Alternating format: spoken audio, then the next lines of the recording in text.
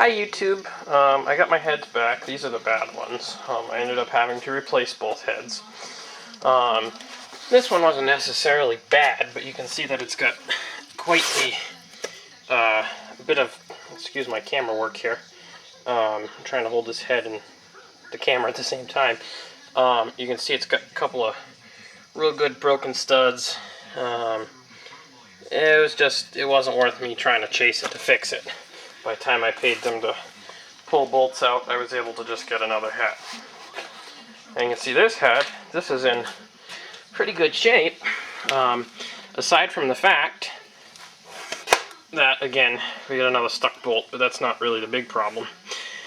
These heads, because Ford used steel studs and an aluminum head, the bolts tended to do that, and it appears that somebody attempted to fix it at one point in time in several different locations. Those are the two worst ones, and I don't know if you can see it on the camera at all.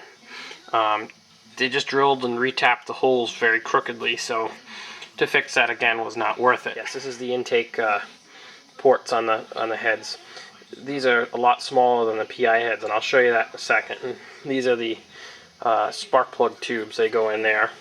And you can see this is where the cam sit. This top piece is where the cam sits here. It goes through these holes.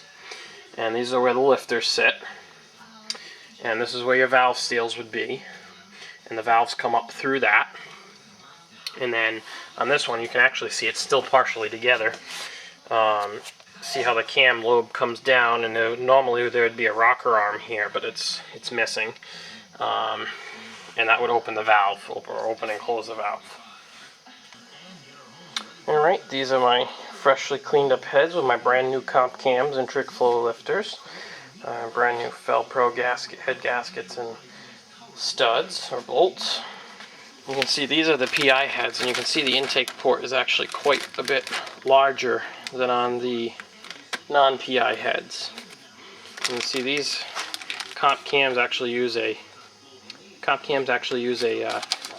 bolt-on cam gear versus a pressed-on cam gear like the factory style. Well, they're in a bag to protect them from moisture, etc.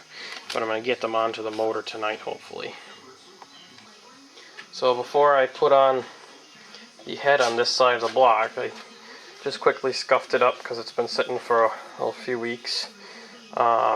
Even though it's been undercover and what have you, there was a couple little specks of rust starting.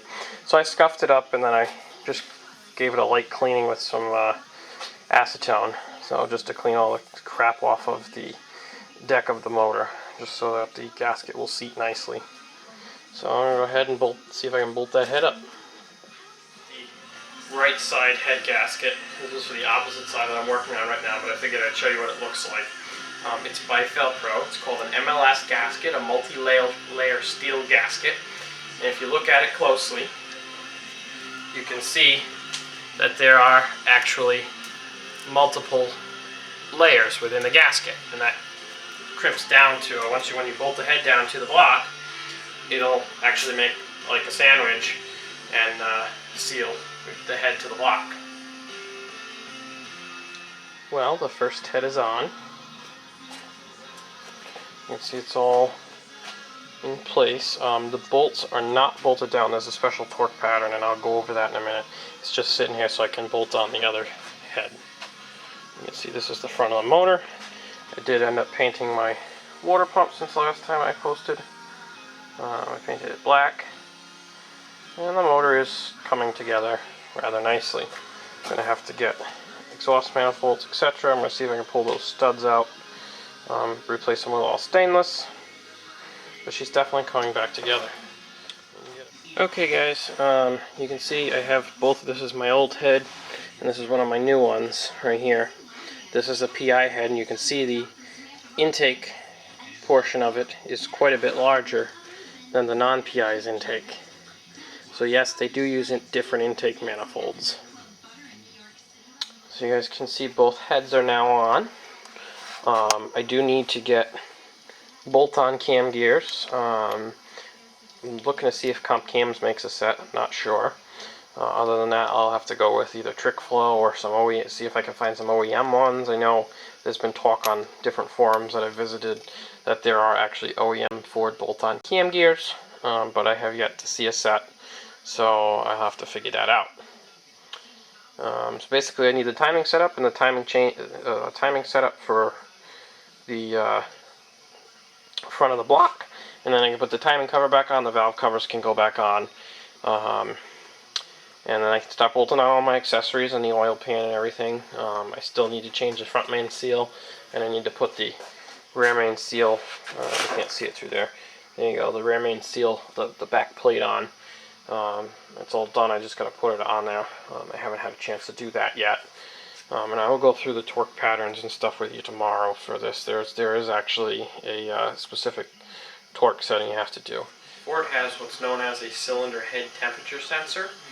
It bolts into the driver's side head in the front, right underneath the intake manifold, and it talks to the computer and it lets the computer know if the cylinder head has actually gotten too hot, and it shuts down either 2 to 4 cylinders, so you don't blow up the motor.